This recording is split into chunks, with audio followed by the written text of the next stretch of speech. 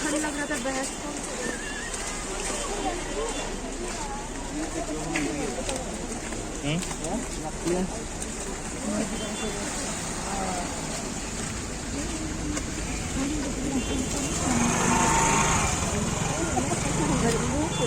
No way.